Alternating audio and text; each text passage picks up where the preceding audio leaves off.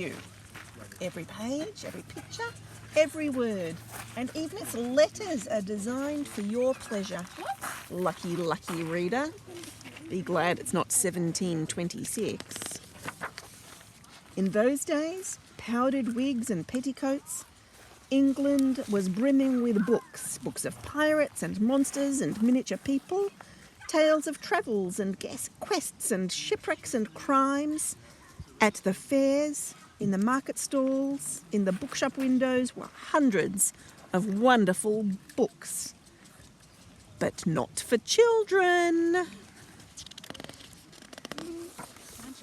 Oh no, children had to read preachy poems and fables, religious texts that made them fear that death was near, and manuals that told them where to stand, how to sit, not to laugh, and scores of other rules. Because the future champion of children's books was just a lad. His name was John Newbery. The boy lived on a farm, but fancied reading more than forking hay, so upon coming of age, he set off to work for a printer. John got a kick out of type sticks and type stands and chasers and coins. He came to love galleys and presses and the smell of fresh ink. As soon as he was able, John became a publisher himself. Then he went big time. He moved to London, the centre of the book-selling trade. Smack dab in the heart of the book marketplace, in St Paul's churchyard, he found a place for a store. Brilliant. The streets were bustling with tradesmen, doctors, lawyers, clerks, and many other eager readers. John wanted to publish fine books for the whole lot of them, and for their children. He knew the youngsters were hungry for stories. Many boys and girls handed coppers to street hawkers for ugly chapbooks of fairy tales, or for chopped up versions of grown-up books. John liked children. Why shouldn't they have delightful books of their own? John, what were you thinking? What about the parents? Many mums and dads worried that if their little nippers read fun books, they'd turn as wild as beasts. Balderdash. Reading should be a treat for children. That's what a famous philosopher wrote, and John agreed. So did two other publishers. One issued a book with alphabet rhymes and well-known stories, and the other printed itty-bitty books about animals, plants, and local buildings. Reading should be a treat for children. John Locke, 1632 to 1760 something or other. John wanted his first book for children to be irresistible. There'd be letters from Jack the Giant Killer.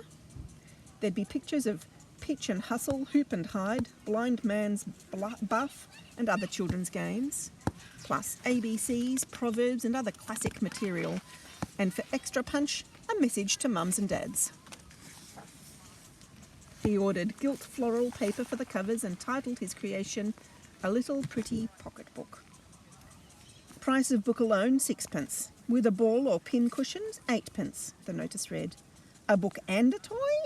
Why hadn't anyone else thought of that? Then John set his bright books in the window of his store and wondered, will the parents buy them? Are they too cheerful? The children gobbled them up like plum cakes. John thought if they liked fun, attractive books, they'd probably like a magazine too. Grown-ups read magazines. Why shouldn't children? A magazine with rhymes, riddles, recipes, stories, adorned with crisp copper-plate engravings. Working in the back of his bookshop or chatting with his chums in the tavern, John's mind bubbled with more ideas. For older children, he printed books about arithmetic, geography, astronomy, and other subjects, including one taught by a pretend boy philosopher named Tom Telescope. Then, John came up with his most ingenious product for youngsters yet. A novel. Grown-ups were reading novels, why shouldn't the little masters and ladies? One long, luscious story to savour for several days. The history of Little Goody Two-Shoes is about a raggedy orphan who is left to wander the roads. Despite many misfortunes, the girl betters herself. She carves her own alphabet blocks and teaches poor children. She strolls around with a dog, a lamb, and various birds that she's rescued and educated. Ralph, her pet raven, even writes poems. Though she starts off penniless, Goody ends up marrying a country squire rich enough to own a coach and six. A coach and six! In those days, that was like riding in a luxury car. Goody went from rags to riches without a fairy godmother. She did it through study, hard work, and kindness. You can too, the book was saying, and John believed it. Goody Two-Shoes became a smash hit, both in England and across the ocean in America. To this day, the author is a mystery. All the books John published for his little friends, as he called the young readers, were written anonymously or by people with silly made-up names. Another of John's books was about a tumultuous fair, and its dedication was signed, You Know Who. But everyone knew who. Who else had a shop that sold ABC books, gift books, books about Tom Thumb and Giles Gingerbread, books of jokes and riddles, books of science, history and geography that were loved so hard, that were thumbed so often, they came apart at the spine? Who else sold thousands of copies, inspiring other publishers to start making delightful books for young people? John Newbery, the father of children's literature. Huzzah! Huzzah! The grand design in the nurture of children is to make them strong, hardy, healthy, virtuous, wise and happy. That's a quote from John Newbery from A Little Pretty Pocket Book. And then there's more information your mum can read another time. Look, we have the same haircut.